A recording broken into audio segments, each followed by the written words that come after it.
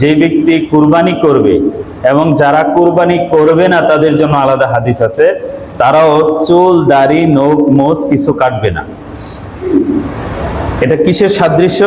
হাজিদের সাদৃশ্য। কারণ হাজিরা জিলহজের 10 তারিখে কুরবানি করার পরে চুল কাটে, এর আগে কাটে না। তো আল্লাহর প্রিয় বান্দারা ওইখানে যে আমলটা করতেছেন, ওই আমলের সাদৃশ্য, ওই আমলের একটা উপমা যদি আমার মধ্যেও থাকে, তাহলে আল্লাহ পাক রব্বুল আলামিন তাদের আমলের সাথে আমাদেরকে শরীক করে ওই আরাফার সওয়াবের সাথে আমাদেরকেও যুক্ত করবেন ইনশাআল্লাহ। উম্মে সালমা রাদিয়াল্লাহু তাআলা আনহা আম্মা জান, তিনি নবী করিম সাল্লাল্লাহু আলাইহি ওয়াসাল্লাম থেকে বর্ণনা করেন, মান রাআ হিলাল জিলহিজ্জা ওয়া আরাদা আন ইউদহিয়া ফালা ইয়াখুযান্না মিন শা'রিহি ওয়ালা মিন আজফারিহি, রাওয়াহু তিরমিজি। আম্মা জান উম্মে সালমা রাদিয়াল্লাহু তাআলা আনহা বলেন, নবী করিম সাল্লাল্লাহু আলাইহি ওয়াসাল্লাম ইরশাদ করেছেন, মান রাআ হিলাল জিলহিজ্জা, যে ব্যক্তি জিলহজ মাসের চাঁদ দেখে, ওয়া আরাদা আন ইউদহিয়া, এবং তার ইচ্ছা সে কুরবানি করবে, ফালা ইয়াখুযান্না মিন শা'রিহি ওয়া আজফারিহি, সে ব্যক্তি যেন তার চুল নখ আর এই 10 দিনে না কাটে। চাঁদ দেখা থেকে সে যেন চুল নখ আর না কাটে। এটা হলো তিরমিজি শরীফের রওয়ায়াত 1523 নাম্বার। মুসলিম শরীফের বর্ণনায় আরেকটু বৃদ্ধি আছে। মুসলিম শরীফের বর্ণনার মধ্যে আছে, ফালা ইয়াখুযান্না মিন শা'রিহি ওয়া আসফারিহি শাইআন হাত্তা ইউদহিয়া, সে ব্যক্তি যেন কুরবানি করার আগ পর্যন্ত তার চুল দাড়ি নখ মোজ শরীরের কোনো অঙ্গ প্রত্যঙ্গের কোনো পশম নখ কোনো কিছুই যেন না কাটে।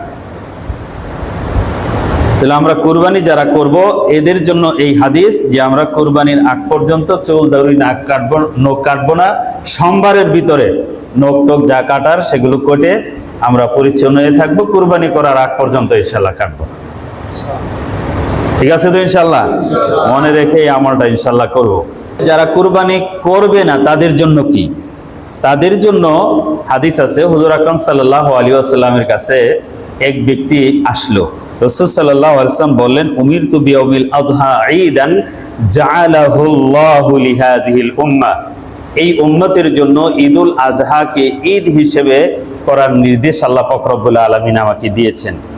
ক্বালা লাহু রাজুলুন, এক ব্যক্তি হুজুর আকরাম সাল্লাল্লাহু আলাইহি ওয়াসাল্লামকে বলতেছেন, ইয়া রাসূলুল্লাহ আরাআইতা ইল্লাম আজিদ ইল্লা মানিহাতান উনসা, হুজুর আমার কাছে একটা দান করা ওট আছে, উনসা মানে গাবি আর কি।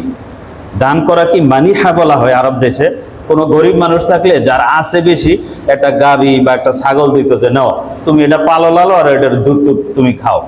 গরিব মানুষেরা এইভাবে মালিকানা বানায় দেয় নাই, এমনি ঋণ হিসাবে উদার হিসাবে দিত। এটাকে বলা হয় মানিহা।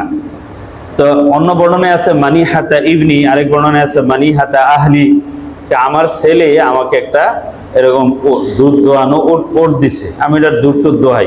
এখন এইটা আমার কেউ এইটাও কুরবানি করতে হবে?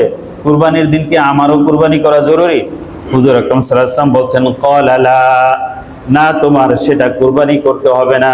ওয়ালাকিন তাখুয মিন শা'রিকা ওয়া আসফারিকা, তুমি কুরবানির দিনে মানুষ যখন কুরবানি করে ফেলবে সেদিন তোমার চুল কাটবে, নখ কাটবে। ওয়া তাকুসসু মিন শারিবিকা, এবং সেদিন তোমার মোজকে তুমি ছোট করবে। ওয়া তাহলিকু আনাতাকা, এবং তোমার শরীরের অন্য অবাঞ্ছিত পশম, জিরে নাপ, নাপের নিচের পশম, এগুলো তুমি সেদিন পরিষ্কার করবে। ফাযালিকা তামামু উদহিয়াতিকা, এইটাই তোমার কুরবানির সওয়াব হয়ে যাবে। বলে সুবহানাল্লাহ।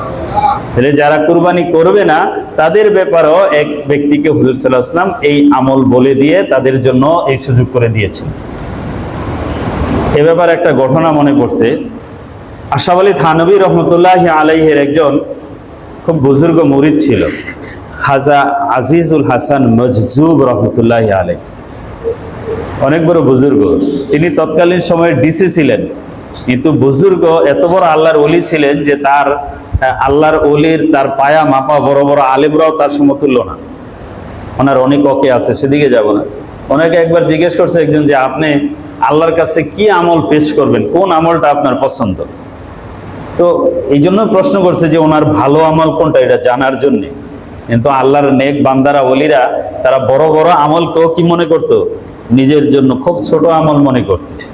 এই জন্য উনি আর কোনো বড় আমল বলে নাই। দেখো আমি আল্লাহর কাছে দাড়িগুলা দইরা দেখাইছি যে আমার এই দাড়িগুলা দেখাবো, যে আল্লাহ আমি তো কিছু করতে পারি নাই, আপনার নেক বান্দাদের যে সুরত, এই সুরতটা আমি ধরছি, আমার এই সুরতের কারণে মাফ করে দেন। বলেন সুবহানাল্লাহ। তেরে মাহবুব কি আরব शबाहत लेकर आया हो, हकीकत तो कर दे इसको, मैं तो सूरत लेकर आया हो। হে আল্লাহ, আপনার প্রিয় বান্দাদের সাদৃশ্য সুরত আমি ধারণ করেছি, তাদের মতো হাকিকি বুজুর্গ আল্লাহওয়ালা হতে পারি নাই, এই সুরত ও সাদৃশ্যকে আল্লাহ আপনি হাকিকতে পরিণত করে দেন। সুবহানাল্লাহ। তো আমরা যারা দূরে আছি, যারা আরাফায় উপস্থিত হতে পারি নাই, তারা যদি তাদের সাথে সেই সাদৃশ্যগুলোকে ভালোবাসার নিয়তে আমরা ধারণ করি, ইনশাআল্লাহ আশা করা যায় আল্লাহ পাক রব্বুল আলামিন ওই সওয়াব আমাদেরকে দান করবেন। ওই ব্যক্তিকে রাসূল সাল্লাল্লাহু আলাইহি ওয়াসাল্লাম এটাই বলেছেন, ফাযালিকা তামামু উদহিয়াতিকা, এটাই তোমার কুরবানি হয়ে যাবে। সুবহানাল্লাহ।